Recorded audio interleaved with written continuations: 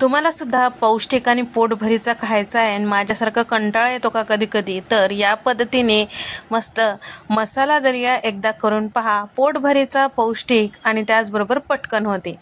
तर त्यासाठी इथे मी दलिया घेतलेला आहे. तर तर या ठिकाणी रेग्युलर आपली जे आमटीची वगैरे वाटी असते ना, त्या वाटीने 1 वाटी इतकं इथे मी दलिया घेतलेला आहे.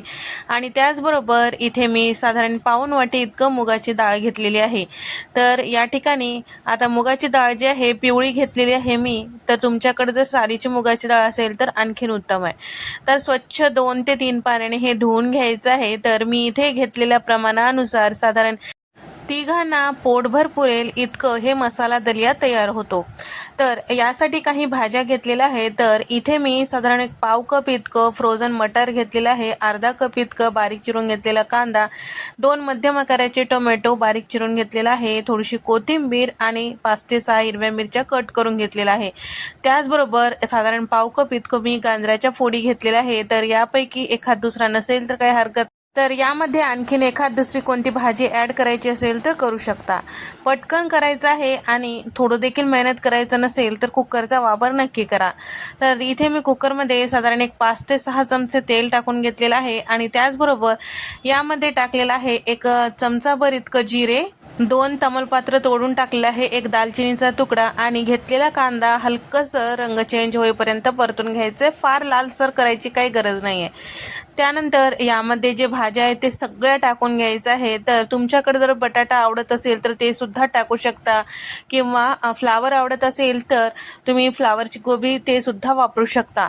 तर या ठिकाणी हे सगळं छान असं परतून घ्यायचं आहे. त्यानंतर इथे मी ठेचून घेतलेला आलं लसूण साधारण 2 चमचे इतकं टाकून घेतलेलं आहे, कोथिंबीर थोडीशी टाकून घेतलेली आहे आणि त्याचबरोबर स्वच्छ धुवून घेतलेलं दलिया यामध्ये टाकलेलं आहे.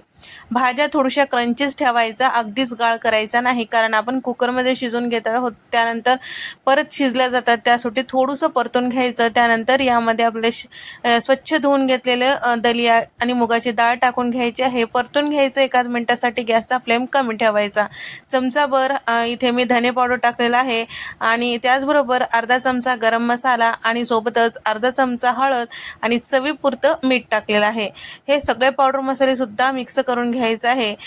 तर या ठिकाणी सगळं मिक्स झाल्यानंतर इथे फक्त दलिया दिसायला सुंदर दिसण्यासाठी बेडगी मिरची वापरलेला आहे, त्यामुळे इथे तिखट होणार नाही, फक्त रंग सुरेख येईल. त्यानंतर थोडीशी कोथिंबीर आणखीन वरतून टाकलेला आहे आणि त्याचबरोबर चमचाभर तूप टाकलेलं आहे. तर या ठिकाणी सगळं छान व्यवस्थित मिक्स करून घ्यायचं आहे. त्यानंतर आता आपल्याला झाकण लावायचं आहे, गॅसचा फ्लेम मध्यम ठेवायचा आहे आणि 3 शिट्ट्या काढून घ्यायचं आहे, किंवा किती शिट्ट्या काढल्यास तुमच्या कुकरच्या छान असं शिजल्या जातो त्यानुसार तुम्ही कुकरच्या शिट्ट्या काढून घेऊ शकता. 3 शिट्ट्या झाल्यानंतर इथे तुम्ही बघू शकता मस्त असं आपलं मसाला दलिया तयार झालेला आहे. नेहमी तेच ते भात